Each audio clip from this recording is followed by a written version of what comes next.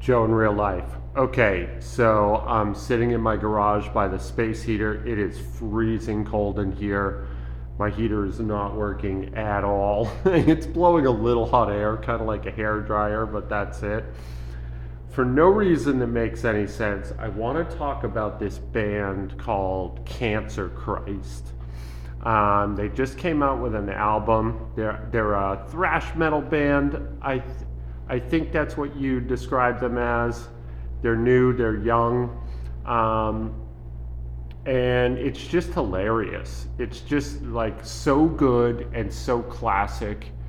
It's got a little bit. Well, I suppose thrash has always had a punk influence. It reminds me of like Jello Biafro and it's got a little bit of like Mr. Bungle in it too. You know, I Mike Patton. It's hard for me to say exactly why I feel that connection, but anyway, if you like thrash metal and maybe you're feeling that the genre is dead, check out Cancer Christ. They have a song called "Satan Is a Bitch," and man, I just love it. I just love it.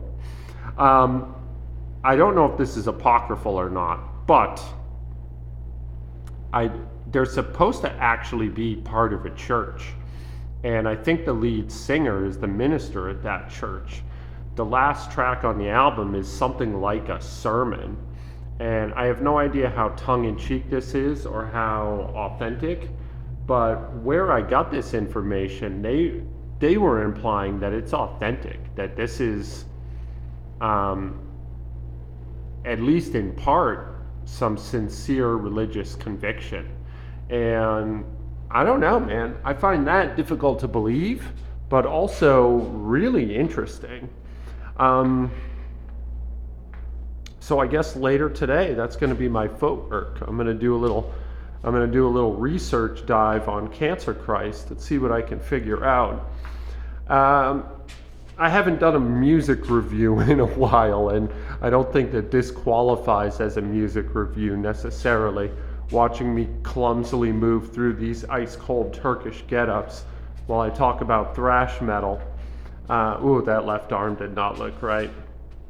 See, yeah, I never got warm. I'm at the end of about a 45-minute workout. I'm not even slightly sweaty. Never got over the hump, and I worked pretty hard. I filmed some squats and then deleted them, and I have no idea how that happened, but it happened. What are you gonna do? You know, um, I'm an old man, and I'm not good at this process. I don't know.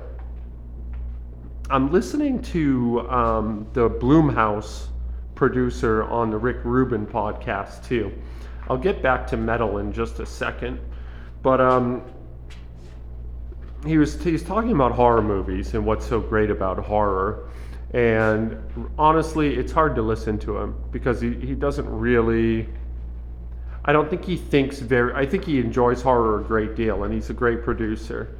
But I don't think he thinks about horror very deeply, and that's funny because like I don't enjoy horror, but I do tend to think about it pretty deeply, and I think horror and metal music have a lot in common, not just thematically. Certainly, you'll have sci-fi horror and horror themes weaved through, and certainly a lot of the artwork has a connection, if not an outright overlap.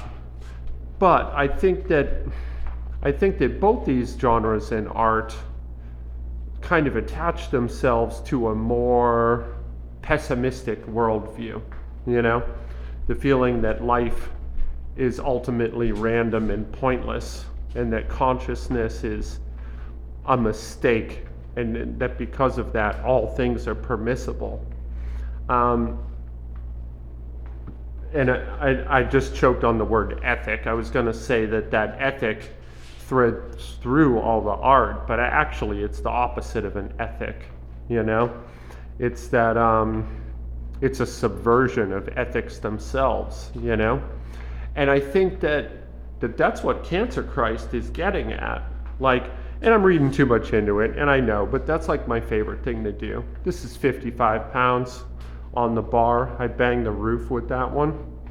That like to have a ministry with a band called Cancer Christ as like your Christian music.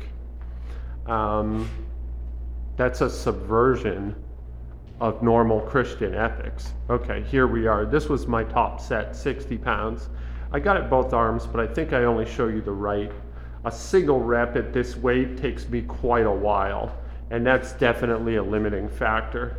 My form is not normally this bad, but I kind of had to I just couldn't get warm, you know?